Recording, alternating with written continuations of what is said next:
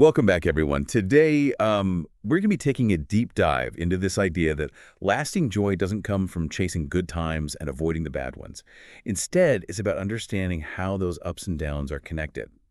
We've got some excerpts from a modern commentary on the Bhagavad Gita and how it teaches us about navigating the unavoidable dualities in life. Get ready. This could totally change how you view happiness. Yeah, I think it's really profound. We often think that if we can just get rid of the negative, the pain, the failures, the disappointments, then we will finally be happy. But this commentary suggests a different approach. Okay, so the text jumps right in, and it says that life is full of these unavoidable pairs. Gain and loss, pleasure and pain, success and failure. It even uses the example of hot and cold. One just can't exist without the other. What are your thoughts on that? I think it's a fundamental truth. And the text uses a really powerful analogy to illustrate the analogy of a stick with two ends. You can't have one end without the other, right?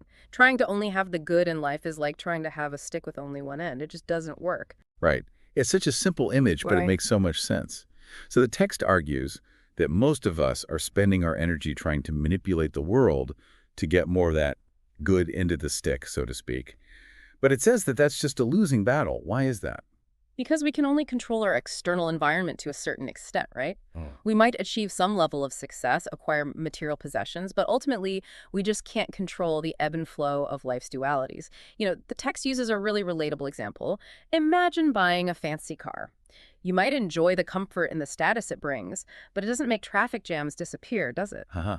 Yeah, that's a great point. No matter how hard we try, we can't escape those inevitable bumps in the road. Right. So if this constant pursuit of just the good is a recipe for disappointment, what's the alternative? That's where this whole deep dive gets really fascinating. The text suggests that instead of trying to manipulate the external world, we should focus on cultivating our internal world, specifically on developing self-knowledge and wisdom. Ah, okay, interesting. It even compares the process of gaining this kind of self-knowledge to cooking. Sometimes the preparation takes longer than the actual cooking itself, right? Yeah. What does this mean for someone who is on the path to developing that inner wisdom? Right. It's highlighting that cultivating the mental and emotional maturity needed for true self-knowledge just takes time and effort. It's not a quick fix. It's a process of gradual unfolding. And the text introduces something called karma yoga as a powerful tool on this journey. It's often misunderstood as simply doing good deeds, but it's a lot more nuanced than that. Okay, I'm intrigued. Tell me more about this karma yoga. How's it different from just, regular karma? Well, it's a subtle but really profound shift in perspective. Think of regular karma as actions that are driven by material desires, right? You work hard to get that promotion, buy that dream house, achieve a certain level of success. These desires are natural, but they keep us on that roller coaster of external outcomes. Karma yoga, on the other hand, is action driven by the desire for self-knowledge and ultimately a deeper and more lasting happiness. So it's like putting in the effort, striving for excellence, but without being completely consumed by the outcome. The text uses a great example to illustrate this. The example of starting a business. Exactly. In the beginning, there's often a sense of excitement and detachment, right? You're putting in the work, you're exploring new ideas without being overly attached to the results. But as the business grows, the text argues that our focus can shift to those external markers of success, profit margins, market share, competition. It's like we get sucked into that game and suddenly our happiness is riding on the success or failure of the business. Yeah, and this ties into another important point that the text makes. Even when things are going well, we're often still not truly content.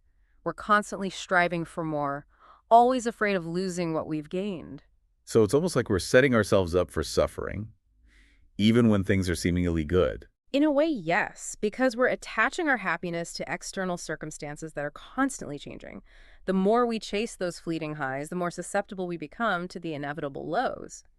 This commentary on the Bhagavad Gita is inviting us to step off that roller coaster altogether. Whoa. I'm already feeling like my perspective is shifting just listening to this. So you're saying karma yoga is about breaking free from the cycle of chasing external validation and instead cultivating a sense of inner peace and fulfillment that doesn't depend on those ever-changing circumstances. Exactly, and that's where the real journey begins, because shifting our focus inward to cultivating self-knowledge and wisdom requires a different kind of effort. It's not about achieving a specific outcome, but about cultivating a certain quality of being.